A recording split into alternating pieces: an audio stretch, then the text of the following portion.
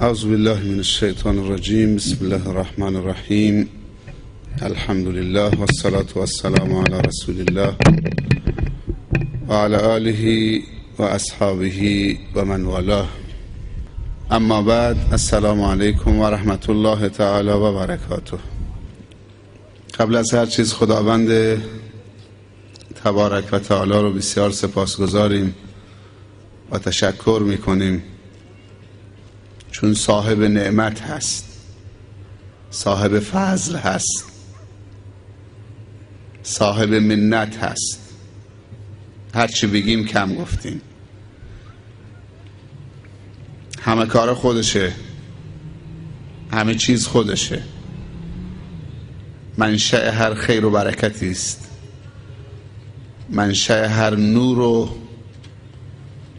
درخشندگی است، منشأ هر بیداری و هدایتی است، منشأ هر فکر و اندیشه است، منشأ هر مهر و محبت و صفا و صمیمیت است. و ما بکم من نعمت فمن الله. هرچی نعمت در شما هست از جانب الله هست. و ان تعدوا نعمت الله لا تحصوها. منشأ تنوع در نعمتم الله هست. پس شکرم مال الله هست. لئن شکرتم لازیدنکم. شکر نعمت نعمتت افزون کند. اگر طالب فیضی، اگر طالب رشدی، اگر طالب خیری، اگر طالب سعادتید، اگر طالب علمید، اگر طالب تجارتید، اگر طالب دنیایید، اگر طالب آخرتید، اگر طالب ماده هستید، اگر طالب معنا هستید، همش اللهه. خالق همه اللهه. ملک اللهه. ما هم خلق اللهیم. نعمتم نعمت اللهه. زمانم ملک اللهه، در اختیار ما و شما گذاشته تا زمان را به کار بگیریم و همراه به کار گرفتن زمان فکر و چاره اندیشی بکنیم.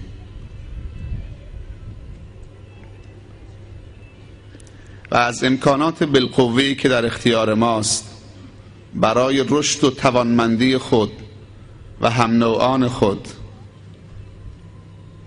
و همه مخلوقات قدم خیری برداریم، تلاشی بکنیم. پروردگارا، تو خالق همه خوبی ها هستید.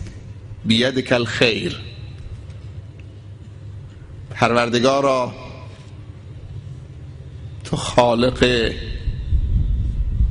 یا خدای مهربانی ها هستید و خالق همه مهربانی ها و مهربان ها. الرحمن. پروردگارا، تو خالق همه زیبایی ها هستید. منشأ همه زیبایی ها و هنرنمایی ها فقط تویید. ان الله جمیل. خدایا، تو زیبا آفرین و زیبا پسند و زیبایان را دوست می دارید. یحب الجمال. ان الله جمیل. خداوند زیباست و زیبا پسندان را و زیبایی را دوست می دارد. یحب الجمال.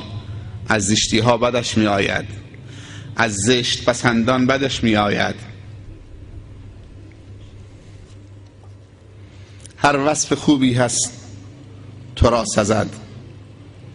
الحمد لله رب العالمین الرحمن الرحیم مالک یوم الدین. پروردگارا چه می شود که ما را توفیق بدهید تا ایاک نعبد و ایاک نستعین بکنیم و هر کسی که ایاک نعبد و ایاک نستعین درش تحقق پیدا کرد اهدنا الصراط المستقیم می شود. اگر نعبد و نستعین را تحقق بخشیدید و قبل از اینکه نعبد و نستعین را تحقق ببخشید اعتقاد و باور و اعتراف داشتید که الحمدلله رب العالمین هست و خداوند مالک یوم الدین هست، قطعا صراط مستقیم نصیب تو می شود. اهدنا الصراط المستقیم. وقتی صراط مستقیم نصیب شد قطعا صراط منحرف و صراط مغضوب علیهم از تو دور می شود، چون تو صراط مستقیم نصیبت شده. کسی که بیدار شد از غفلت بدش می آید، کسی که آگاه شد از جهل بدش می آید، کسی که درخشید از تاریکی بدش می آید، کسی که پاک شد از پلیدی بدش می آید، کسی که خوب شد از بدی بدش می آید، کسی که لذت هنرهای زیبا را برد و چشمش و دیده و دلش شیفته هنرنمایی های زیبای خداوند شد از هنرنمایی زشت سیرتانی چون ابلیس بدش می آید، هرچند که به هنرهای نازیبای خودشان جلوه های زیبایی بدهند.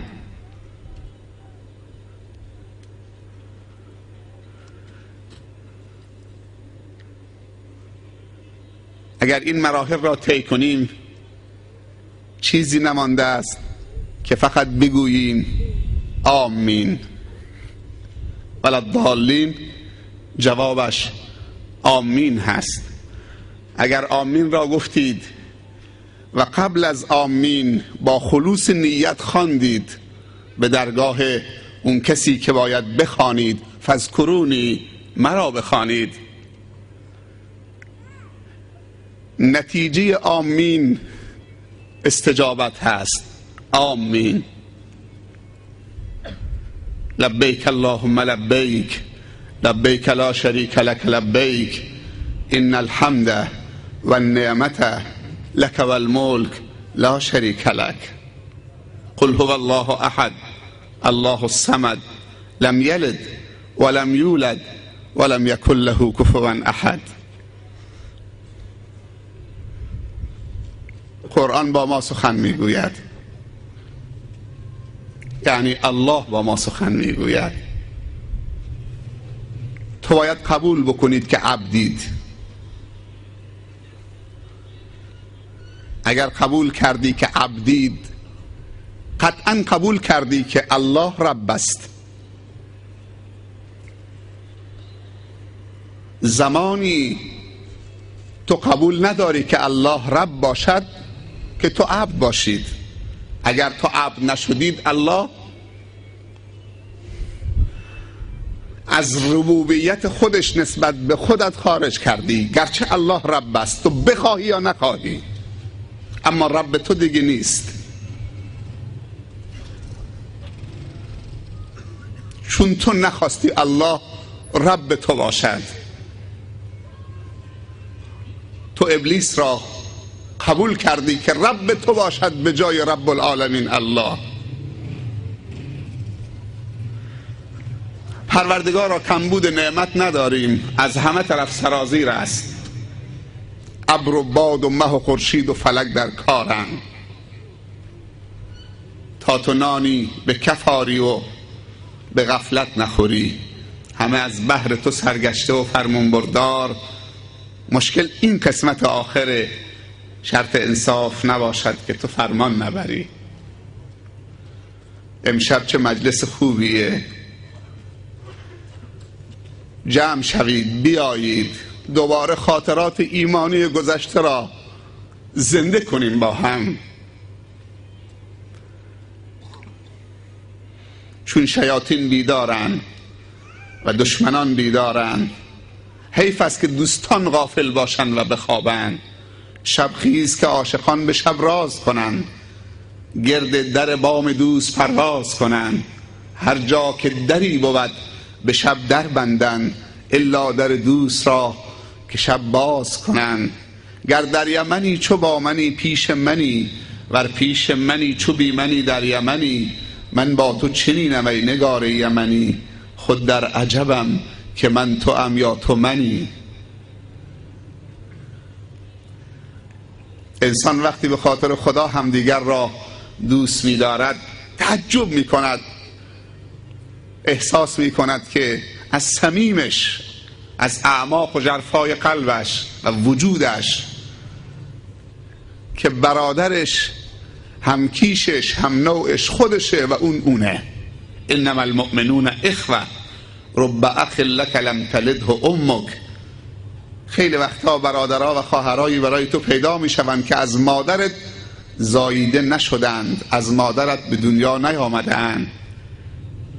جز برادران و خواهران ایمانی کسان دیگر نمیتوانند بشوند. بعضی موقع انسان از برادر تنیش احساس بیزاری و نفرت می کند، فکر می کند که با اون بیگانه است. بعضی موقع آدم یک غریبی به ظاهر غریب، تنها، مسافر، یک نظر می بیندش در خانه خدا، احساس می کند که مرتبط به وجودش.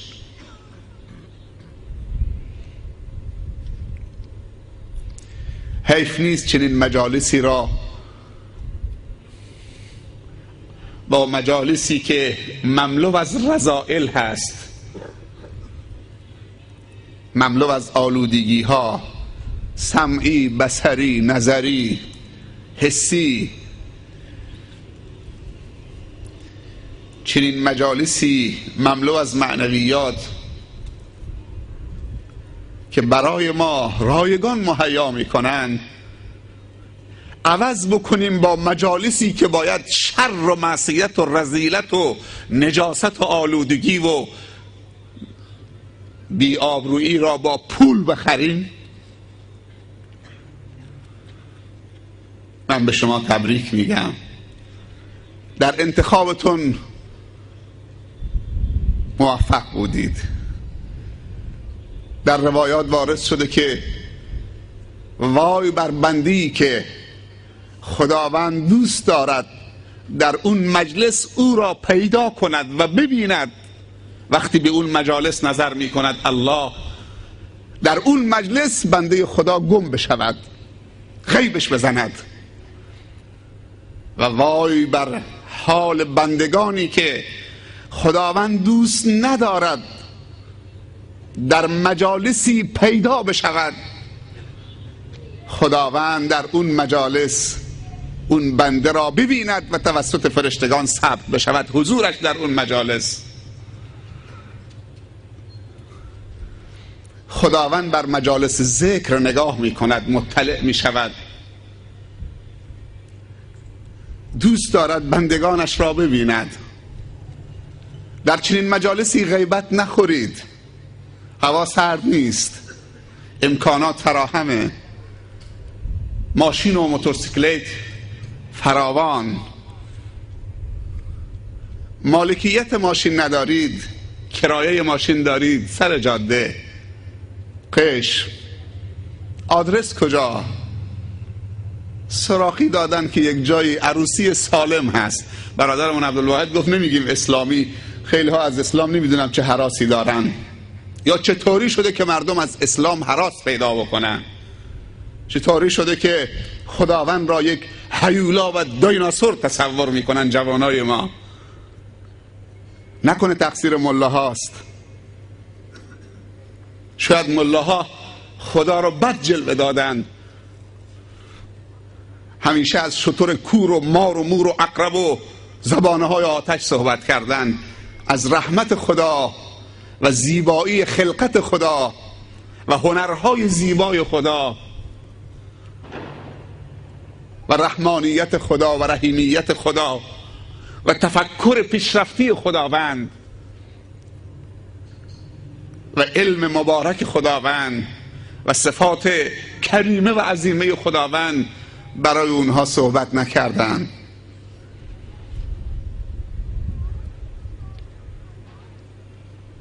بچه 1 ساله 2 ساله خواب نمیره به بچهش بگه بخواب وگرنه سگ کور رو میارن، بخواب وگرنه شتر هست، شتره نمیدونم فلان، گرگ، هیولا. زمان قدیم یه چیزی بود همطور شایعه بود به اسم بیبری، میگفتن بچه ها رو میدزدن، قلاب میکنن، خون جگرشون رو جمع آوری میکنن و میدن به همین بیبری. بچه ها را میترسوندن. ما بچه بودیم، ما را میترسوندن. ساکت باش وگرنه بیبری میبردت.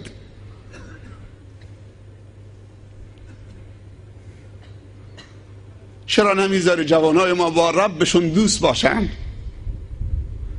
الله ببوین از خلال نعمتهاش.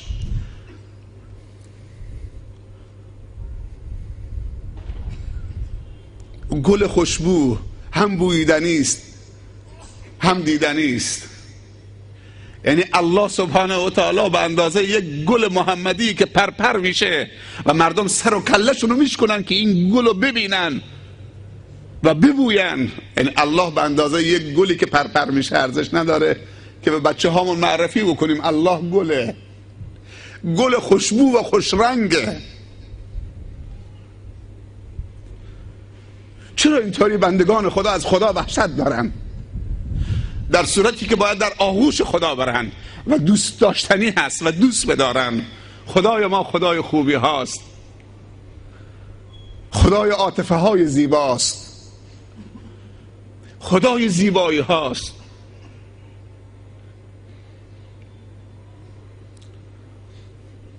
خدایی که با بندگانش در اولین ارتباط میگوید اقرأ بخوان، اقرأ بخوان. از علم است که انسان رشد میکند، از علم است که بیداری حاصل میشود، از علم است که تشخیص و تمییز حاصل میشود، از علم است که توانمندی ایجاد میشود، از علم است که مسئولیت ایجاد میشود. اللهی که ارتباط با بندگانش بر مبنای علم است. نون و القلم و ما یسطرون، صحبت از قلم میکنه. همه دوست دارن بچه هاشون رو مدرسه بفرستن که قلم دست بگیره و بسم الله بنویسد، اما وقت عروسیش که میشه شیشه های شراب رو پخش میکنه. چرا بچه رو مدرسه فرستادی که قلم دست بگیره بسم الله بنویسه، علم بخونه که تو عروسیش پدرش بیاد زحمات 20 ساله‌ای که تو مدرسه و دانشگاه و مدارس علمیه بچه‌شو فرستاد هزینه کرد، تو یک شب عروسی با شراب و معصیت و موسیقی های مبتذل و انسان های بیبندواری که تو عروسی دعوت میشن و شراب و تریاک به مردم میدن و میزنن و میرقصن و از خدا بیگانه میشوند، در یک شب برباد میدهد و فرزند خودش که 20 سال 25 سال تلاش کرد عالم بشه در منتهای سفاهت و کم عقلی و جهالت دفنش میکند. اینطوری بچه رو به خانه بخت میفرستن با دسته ارکستر بی تقوا که همه چشمشون به ناموس مردمه. اول شراب میخورن بعد میان پشت ارگشون و چشمشون تو جمعه نگاه به جوانا و پسرا نمی کنن که خوب میرقصن، فقط نگاه به دخترای جوانی که آستین کوتاه پوشیدن، لباس تنگ و نازک پوشیدند، کاسیاتون آریاتون مائلاتون ممیلات، رؤوسهن که اسنمت البخت المائله هست. چشم این خواننده ها فقط به اونجا میچرخه و خودتون میدونی که به کجا میچرخه. کجای این زنها رو میخواد ببینه تا گلوش باز بشه و بتونه بخونه. همین دیشب هم در قشم زلزله آمده، بعد از زلزله قشمی که منطقه رو لرزاند و قدرت این زلزله تا دبی هم رفت و بعد از اون نزدیک شاید 500 تا پس زلزله آمده. زلزله 100 سال پیش قشم 6 ماه پس زلزله داشته. شما یاد نمیدید؟ از اونایی که 70-80 سالشونه بپرسید که از پدرانشون نقل بکنن 100 سال پیش که قشم نابود کرده و تا 6 ماه میگوین پس زلزله داشته. همین دیشب هم در همین قشم زلزله آمده.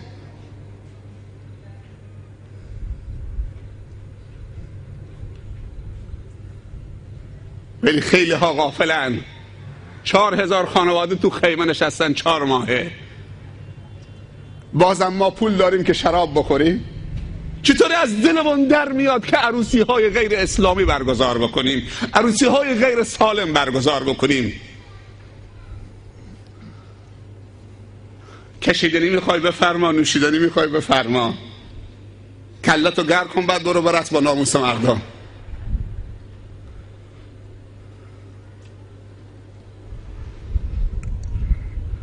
خیلی هم تماشا میکنن، کف میزنن. دخترتون خیلی خوب میرقصید. بله این از ماهواره گرفته، این رقص جدیده، این رقص ترکیه، ترکیش. این چیز هم میگه که حالا بگن انگلیسی هم بلده. این مدل لباسش، بله اینم از شهرستان آمده، چون ما با هم کار میکنیم، رفت آمد داریم. اونا میان پیش ما میریم اونجا، بالاخره کمال همنشین.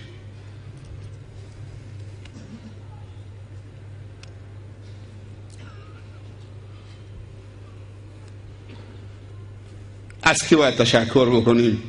تا خوبی که به ما داده، نعمتی که به ما داده برای ما حفظ بکنه. وگرنه امروز نعمت در کفته، کافیه که این دست تو الان اینطوری نگه بداری میمونه توش نعمت، اینطوری بکنی میریزه.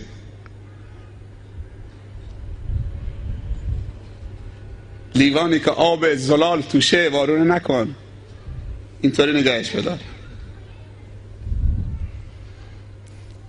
اگر راست میگیم خودمون رو بتکنیم، ولی گناه تکونی بکنیم نه ایمان تکونی.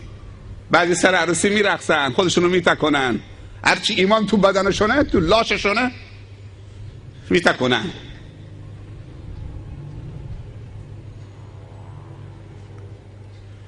بعضی هم میرن مکه خودشونو میتکنن.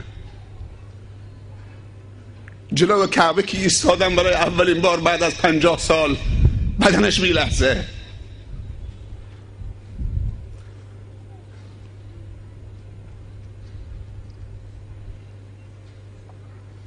یا باید از ایمان و خوبی ها خودتو بتکنی، یا باید از بدی ها و گناه خودتو بتکنی. هر کدوم انتخاب میکنی. از مکافات عمل غافل مشو، گندم از گندم بروید جوز جو. هرچه کنی به خود کنی، گر همه نیک و بد کنی، کس نکند به تو آنچه که خود به خود کنی. خداوند به انسان عقل داده، کاری بهش نداره. میگه این تو و این چراغت، دکمه رو بزن روشن میشه، تو چاله نمیفتی. ولی چراغ خاموش بکنی یا چراغ روشن بکنی چشمتو ببندید بازم همونه. امشب شب خوبیه، نمیگم هوا خوبه، منظورم هوا خوبه نیست. همه شبهای خداوند خوبه.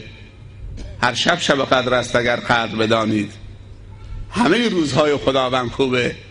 هر روز من و تو میتونه عید باشه. همه انسانهای و بندگان خدا خوبن اگر قدر خودشون و نعمتهای خدا را بدونن. اگر نخواستی خوب بشی بد میشه، همین بس. ولی اگر درمان نمیتونه باشی درد نباش. اگر مرهم نمیتونه باشی زخم نباش.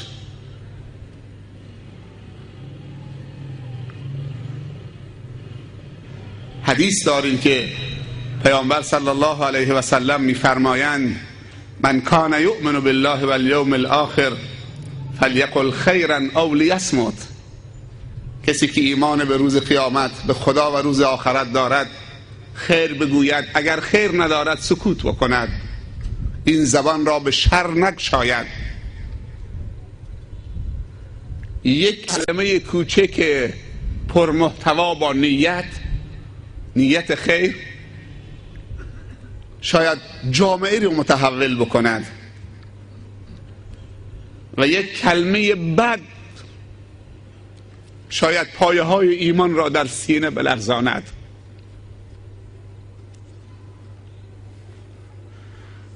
بهتر است که پایه های خیر را در جامعه تثبیت بکنیم، با حرف خیری که میزنیم، با قدم خیری که برمیداریم، با نیت خیری که میکنیم، با دعای خیری که میکنیم، با کمک خیری که میکنیم، با علم خوبی که یاد میدیم، با پول خوبی که میدیم مدرسه درست بشه، مسجد درست بشه، کتابخانه راه اندازی بشه، جوان فقیر به دانشگاه بره، یتیم احساس بی کسی نکنه با پول دیگه، جوان ضعیف داماد بشه.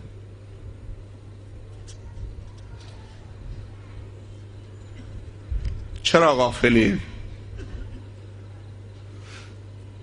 برای بیداری ما زلزله 6 ریشتری کافی نبود.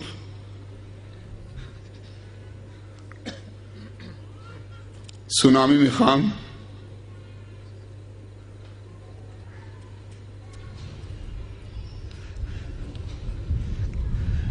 ارتفاع امواج میدونی چقدر بوده و سرعت امواج سونامی ارتفاعش بین 30 تا 40 متر و سرعت آب و امواج که انسانها رو تعقیب میکرده، انسانهای خلافکار رو،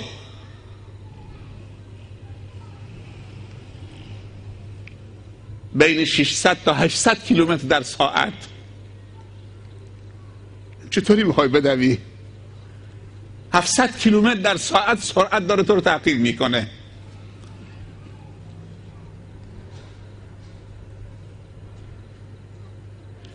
چقدر خوب بود یه سالن داشتیم، البته اینجا میشد نشون بدید، میتونستیم در کنار یک آمپلیفایر یک کامپیوتر بیاریم یا پروژکتور، اینجا یه پارچه سفید، این فیلم سونامی که چطوری آب از همه طرف میاد و انسان ها 5000 نفر یک جا دارن میرن، خیلی چی میکنه اینطوری؟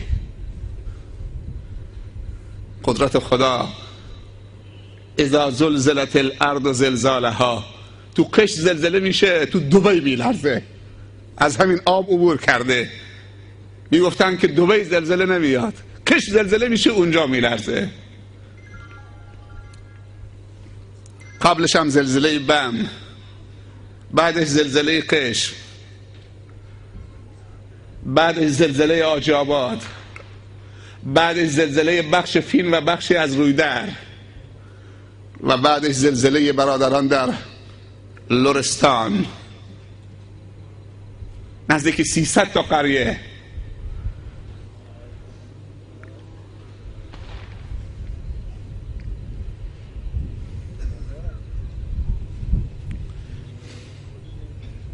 امشب عروسی است، ولی یک عروسی غریبانه.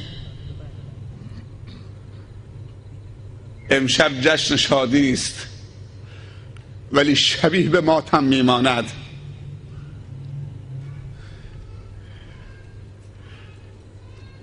امشب جشن رقص و پایکوبی است ولی همه حضار که انه بی روحن، بی حرکتن،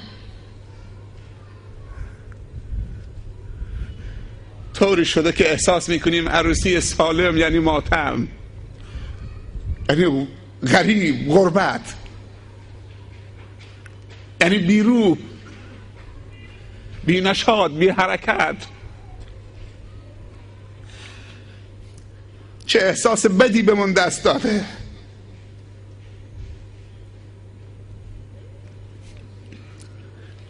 چرا اینطوری شدیم؟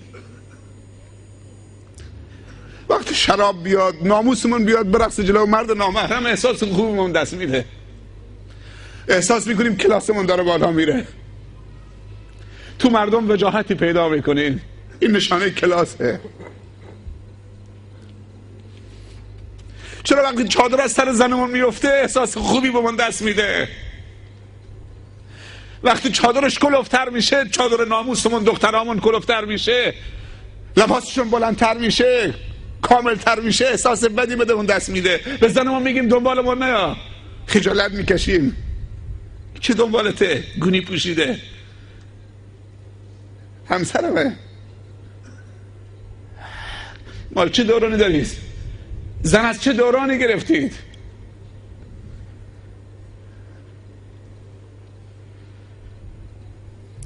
معصیت خدا چقدر احساس انسان رو عوض میکنه، نیت انسان رو عوض میکنه، هویت انسان رو عوض میکنه، فکر انسان رو عوض میکنه، روح انسان رو عوض میکنه، انسان رو یک پارچه پلید میکنه، یک پارچه تاریک میکنه، یک پارچه بی احساس میکنه، همشو وارونه میبینه. خصلت معصیت خدا همینه، خصلت ابلیس همینه. وقتی به تو تزریق میکنه آمپول، وارونت میکنه. آمپولی که دست ابلیسه وقتی که تزریق میکنه وارونت میکنه، فکرت، نیتت، قلبت، قالبت همه رو وارونی میکنه تا تو را به دام ایدز نیندازد، تا تو را به دام اعتیاد نیندازد، تا تو را بنگ و حشیش تقدیم نکند که همه چیز را وارونه ببینید.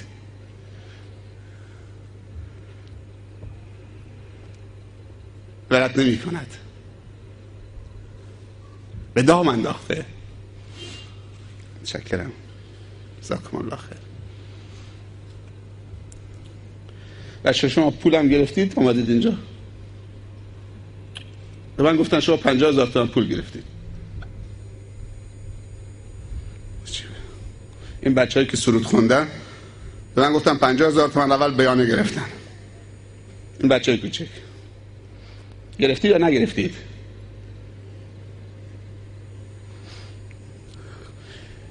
آخرین سرودتون چی بود؟ بگو بگو بگو تا بشنون. بلند شو، بیا پیش من اینجا، تبخونش بیاد. تو که سردستی اینا 50,000 تومان نگرفتید؟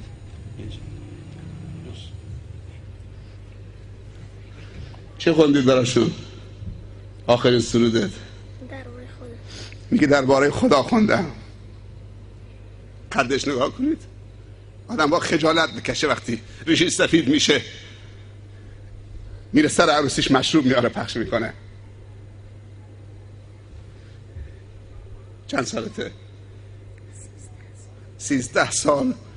به من پیرمرد ریش سفید میگه که درباره خدا خوندم.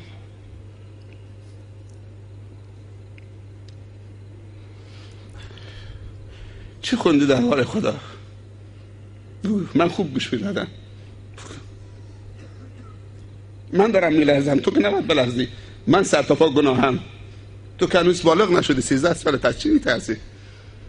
بگو عزیزم، درباره خدا میخونده. بخون همین تق إلهي يا إلهي يا إلهي إلهي توبة قبل الممات إلهي يا إلهي يا إلهي إلهي توبة قبل الممات. خیلی بزرگواری کردید، بترسم. درس بزرگی به ما دادید امشب. توبه رو فراموش کرده بودیم. نمیفهمیدم که یک بچه 13 ساله این وجب بیشتر قدش نیست. امشب به من پیرمرد میگه الهی یا الهی این بخون، الهی یا الهی یا الهی الهی توبتن قماتی.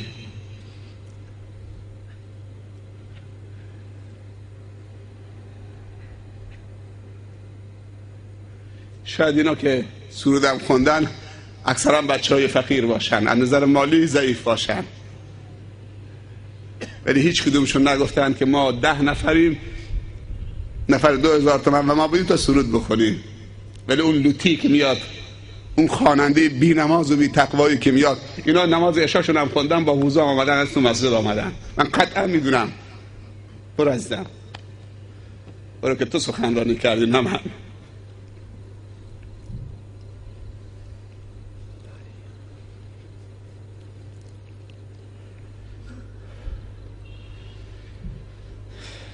$100,000 تومان بیانه میگیره، 500,000 تومان هم برای یک شب که بیاد کنسرت معصیت اجرا بکنه. چک 2 میلیون تومان هم سفید میگیره، چک که اگر کسی تو عروسی شراب خورد، آمد مست شد، ارگش و جازش و نمیدونم گیتارش خورد کرد، چک تضمینی داشته باشه. نامه هم داره از منکرات، از مفاسد.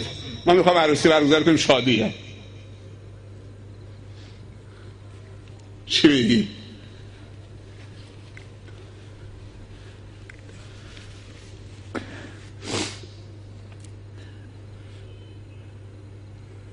بازم میگی این عروسی بده.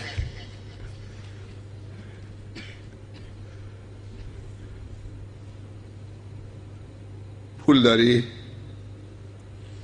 زور داری؟ نفوذ اجتماعی داری؟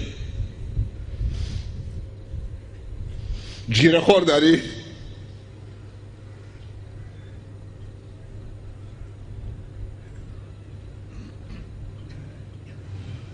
پرورش اندام میری؟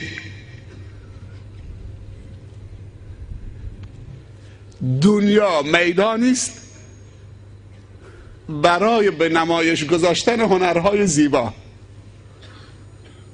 و خدا دوست داره، تو قرآن گفته و پیغمبرش هم صلی الله علیه و سلم گفته که برای به نمایش گذاشتن هنرهای زیبا با هم مسابقه بدید. فاستبقوا الخیرات، سابقوا الی مغفرة من ربکم.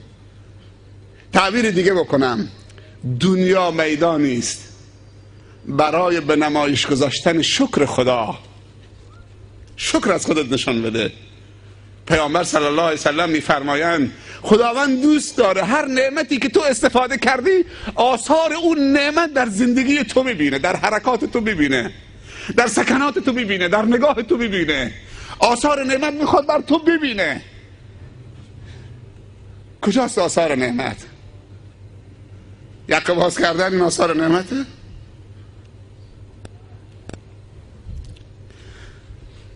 عروسی مبتذل و بی تقوایی که میشه، باور بکنید من تو جامعه هستم، فکر نکنید با ملا میگردم یا 24 ساعت تو 4 دیواری مدارس دینی و مساجد هستم. طوری نیست. من تو جامعه هستم. عروسی غیر اسلامی و غیر سالم که میشه، از ساعت 1 بعد از ظهر دیگه 5 تا موتور و 4 تا موتور و 3 تا موتور و همه 2 پشت و 3 پشت. از ساعت 1 بعد از ظهر بعضی پلاستیک درونه، بعضی قوطی دستشونه آماده کردن، حالا سرگردونن. حالا ساعت 1 بعد از ظهره، همه تو خونه ها هستن، پدر و مادرها، ولی بچه هاشون با موتور تو کوچه ها، آدرس دارن کجا. از ساعت 1 ظهر حالا دنبال خریدن، دنبال جا میگردن. امشب فلانجا عروسی ارگه، جازه، سازه.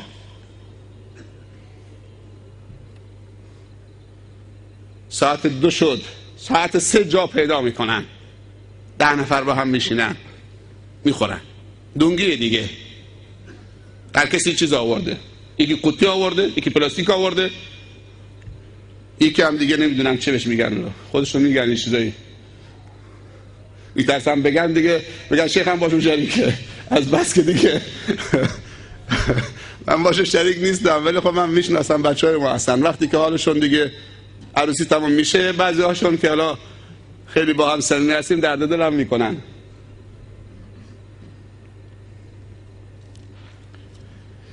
وقتی که خوردن دیگه دنبال چی میگردن الان؟ کی میدونه بگه؟ خوردن، مکدبر، کابل. نیشپول میدونی چیه نیشپول؟ کابل میبنده زیر پیراهنش یا دیمپو، هم نفر یک مکدبر تو جیبشون. از خونه که حرکت میکنه شرابم خورده یا از تو اون کوچه، هر کدوم یه مکدبر یه کابل دور کمرشه. با این نیت میره سر عروسی. حالا تو میخوای عروسی برپا بکنی که از همون ساعتیه که بعد از ظهرش چه؟ ولی عروسی های سالمه، ساده، طبق رضای خدا. از اون روستا میخوام مثلا لاف بیاد دیگه طوری بریم که نماز عشا تو مسجد جامع قشم بخونیم، بعد از نماز سنتام بخونیم، بریم مستقیم سر عروسی که معطل نشیم. این کجا اون کجا؟ طوری بریم که نماز عشامان یا تو راه میخونیم یا تو مسجد قشم میخونیم که بلا فاصله بعد از نماز بریم تو، یعنی با وضو میاد از اونجا که حرکت میکنه، بریم که اول زود برسیم، اول سخنرانی دینی برسیم. شرط نیست من سخنرانی بکنم، نگاه کن چی گفت، نگاه نکن کی گفت.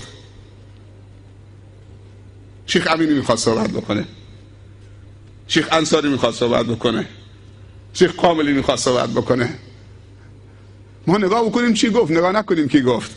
ما عادت کردیم که نگاه بکنیم کی داره صحبت میکنه. هی جماعتی بلند بشه تو مسجد بگه بشینید به خاطر الله، ولکن چه بی سواده. تذکر داره میده الله.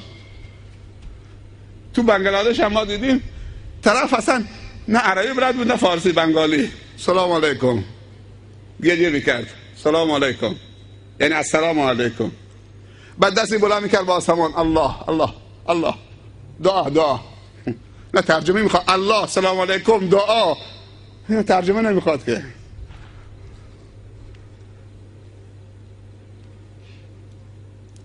در بندر عباس، یکی از محلات بندر عباس، سال گذشته سر یک سراحی اونجا عروسی بوده، همه مست بودن. یه نفر مست بوده از بیرون میاد، خنجری دستش بوده، میاد تو جمع مست دیگه، کسی اینطوری داره میکنه تا میرسه به یک جوانی اونجا، تق میزنه گردنش، همونجا تو عروسی میکشدش. وقتی گرفتنش حکم اعدامش صادر شد، همه التماس میکنن نه ببخشیدش گناه داره. حالا رضایت دیدی شما، حالا اون که بر نمیگرده، حالا اشتباه کرده ما معذرت میخوایم، اون زده ما معذرت میخوایم. ترحم های کاذب، واسطه های کاذب. در که خداوند میگه ولکم فی القصاص حیات یا اولی الالباب، ای اهل خرد، اهل عقول، در قصاص گرفتن برای شما حیات است. ببخشید من فراموش کردم، معذرت میخوام از شما. قرار شد اسم من دادن که تبریک بگم، ولی چون آقای سرورمون جناب شیخ خطیبی تبریک گفتن، خب جا داره تبریک بگیم به برادرمون در نور چشممون و عزیزمون که حقیقتا این مجالس رو برپا کردن که ثواب گیر ما بیاد. یه سلامی به شما بکنیم، شما هم جواب سلام ما رو بدید، التماس دعای خیر داشته باشیم، برای ما دعا بکنید، همش برکت دیگه. بالاخره برادرمون وحید رحمانزاده ایشون تبریک میگم، امیدوارم که در کنار همسر و همفکر و همراهش و رفیق دنیا و آخرتش انشالله مادر فرزندان عالم و دانشمندش و مفیدش در تمامی مراحل زندگی خوشبخت باشه و براشون حسن الخاتمه حاصل بشه. بگید آمین. و همچنین تبریک میگم به برادرمون ولید محمد نژاد. همه دعاهایی که برای برادرمون و نور چشممون وحید کردیم، برای این عزیزمون و نور چشممون هم همون دعاها رو میکنیم. خداوند در طول زندگیشون و مراحل زندگیشون سلامت و سعادت و هدایت کامل و خاتمه به خیری نصیبشون بکنه. بگید آمین. همچنین برای برادر عزیزمون و سرورمون و نور چشممون بنیامین حساوی، برای ایشون هم دعا میکنیم که خداوند ایشون هم را مثل اون دو برادر عزیزمون و آرزوهای خوبشون برسانن. اگر آرزوی خوب نداشتن این مجالس برگزار نمیکردن، اگر نیت شر داشتن چیز دیگه برگزار میکردن. میگفتن ما عروسی میخوام که خدا توش نباشه، ولی عزب الله. ما با ملاها کار داریم تا اونجایی که میگن بسم الله ازوجک علی فلان فلان، تمام شد، به مهر و فلان فلان. تا اونجا با ملاها کار داریم که صیغه عقد ما را جاری بکنن، تا اونجا با بسم الله کار داریم. اما تو جشن عروسیمون دیگه نه کار با ملا داریم، نه کار به بسم الله داریم، نه کار به خدای ملا داریم. اینجا دیگه بحث جداگانه است. ایشون هم در تمام مراحل زندگی در کنار همسر عمرش به سلامت و سعادت کامل برسن و در همه امورات و شؤونات زندگیشون خاتمه به خیر بشن. بگید آمین. شما حضار محترم، برادر و خواهر، بزرگ و کوچک، فقیر و تاجر، این جمع مبارک و کسانی که در اطراف صدای ما را میشنون، قطعا خواهرات تو این ساختمان با برکت هستن. اینجا مهد قرآن، اینجا مهد قرآنه. نزدیک 150 تا بچه های شما اینجا نقاشی های قرآنی میکشن، بچه های کوچک، خطاطی قرآنی، طراحی قرآنی، صوت و لحن قرآن، ترجمه قرآن، داستانهای قرآنی، سرود و اناشید قرآنی، تواشیح قرآنی تو همین ساختمان. نمیدونم گذرتون افتاده که برید داخل یا نه. اینا نه؟ اینا هم نمونه شونه.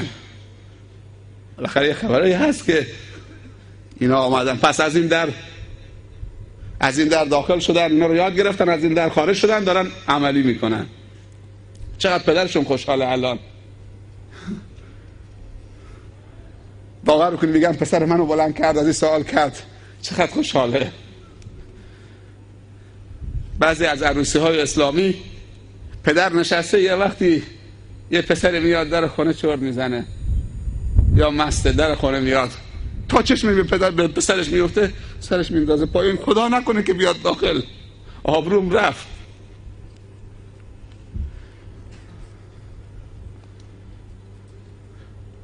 خدا نکنه بیاد داخل. اینجا پدر نشستن، اگه پسر منم بلند بکنه خیلی خوبه.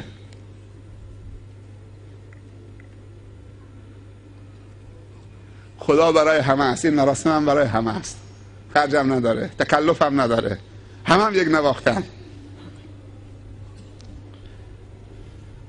خداوند به همه شما حضار محترم اون نیت‌های خیری که تو دلتونه، آرزوهای خوب و منطقی و معقولتون، به برکت حضورتون در این شب مبارک، در این مجلس خدایی و ایمانی و اخلاقی و هر چی که حساب بکنید و سالم و صالح و پاک و طاهر، آرزوها و نیت‌های خیرتان را بهتون عطا بفرمایند. بهترین چیزی که از خدا میطلبید امشب، بگم چه چیزیه؟ بهترین چیزی که از خدا میطلبید امشب خود خداست. از خدا خودش بطلبید.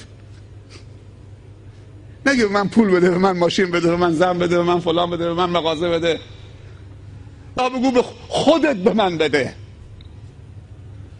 این بهترین دعاست. وقتی خدا میاد با کمالش میاد، با هر 99 تا اسمش میاد، مال تو میشه.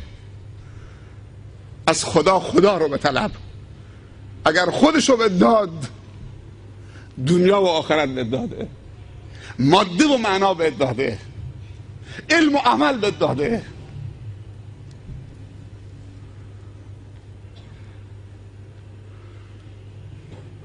در خاتمه یک حدیث میگم، اصلا 3 تا حدیث میگم بدون شرح، فقط میخونم که چه احادیث هایی هست که ما ازش غافلیم.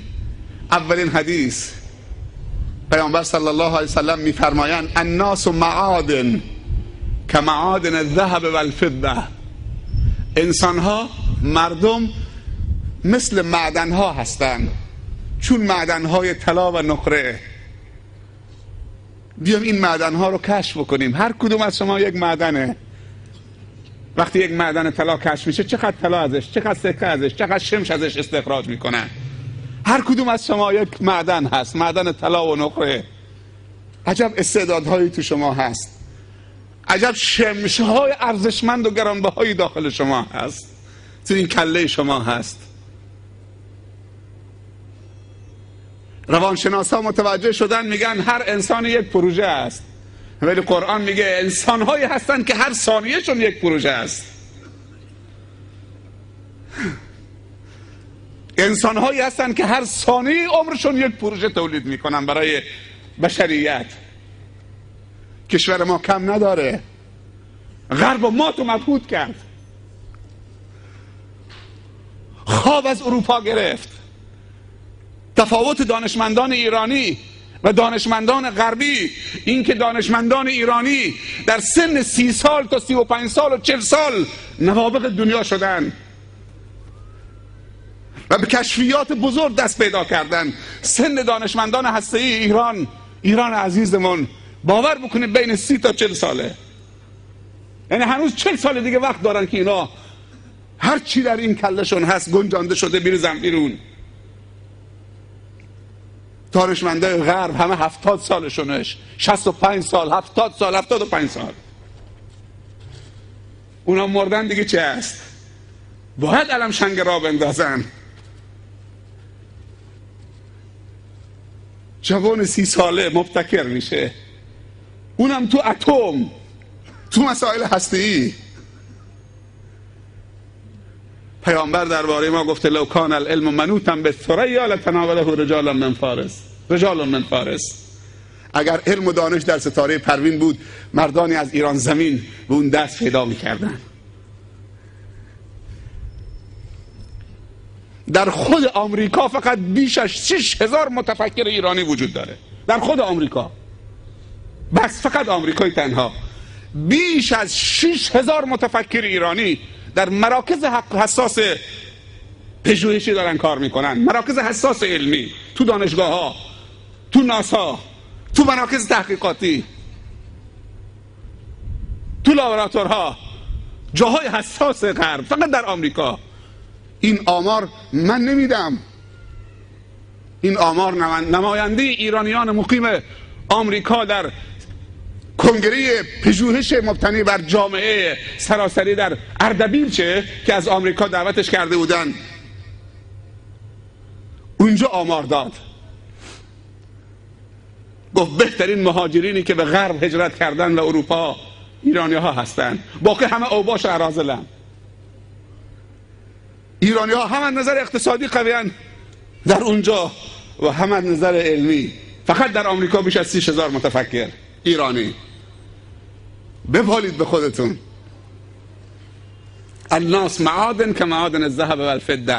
حدیث دوم پیامبر فرمودن طوبی، درختی در بهشت برای کسی که کلید خیر باشه و قفل شر باشه. کلید خیر باشی، در خیر رو باز بکنی به روی مردم، و قفل شر باشید. اگه در شر جایی میخوان باز بکنن قفل بزنید، تو قفلش باش، نگذار باز بشه. و در خیر رو اگر قفل زدن با پک، برو قفل رو بشکن. و حدیث سوم، سوال کردن از رسول خدا صلی الله علیه و سلم بهترین مردم چه کسانی هستند و بهترین عمل چه عملی است؟ پیامبر صلی الله علیه و سلم فرمود بهترین مردم احب الناس الی الله انفعهم للناس. محبوب ترین مردم نزد خدا، مفیدترین مردم به خلق خدا هستند. هر کسی که نفعش و خیرش و فایدهش بیشتر از همه به خلق خدا میرسد، اون مفیدترینه، اون بهترین نزد خداست. پیامبر معرفی میکنه، نگفت کسی که نماز خوب فقط میخونه برای شخص خودش، گفت انفعهم للناس، بهترین خلق خدا پیامبر معرفی کرد، گفت مفیدترین برای خلق خدا، کسی که قدم خیر برای خلق خدا برمیداره.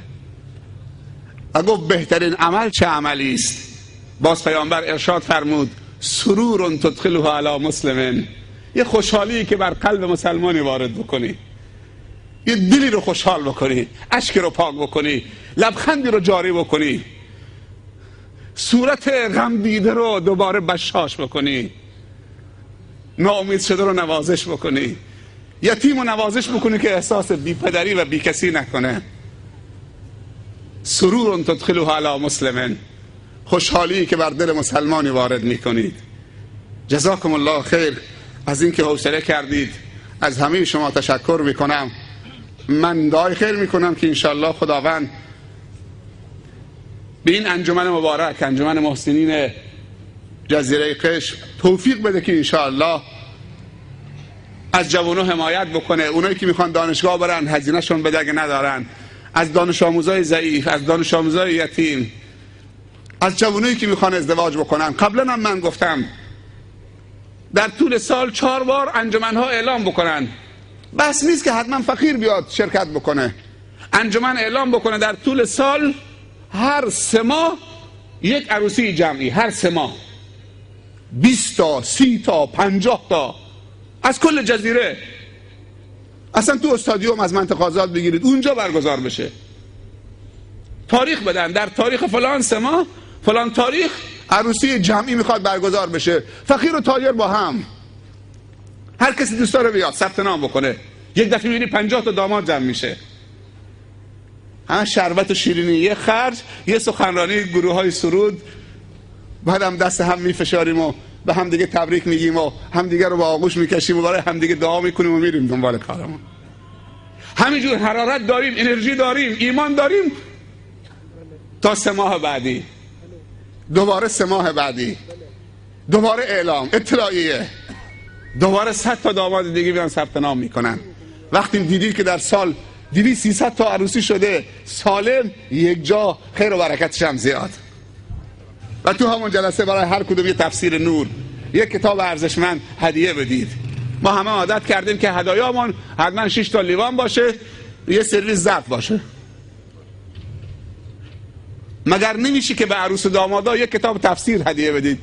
شاید همین کتاب تفسیری که شب زفافشون بهشون هدیه دادید اصلا باز کردن بسم الله گفتن تفسیر سوره هم خوندن در شب زفافشون.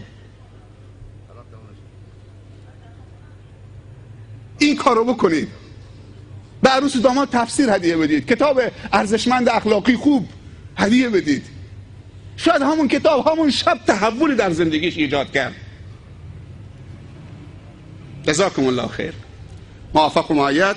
از همه و همه که قبلا در زلزله قشم همراهی کردن، همکاری کردن تشکر میکنم. از همه و همه که سبب این مراسم شدن تشکر میکنم. همطور که نشستی از برادر مراد ستار سماک هم خواهش میکنم با این دوستان آماده بشن اینجا بیستن برای حسن الخاتمه، برای این 3 تا داماد عزیز.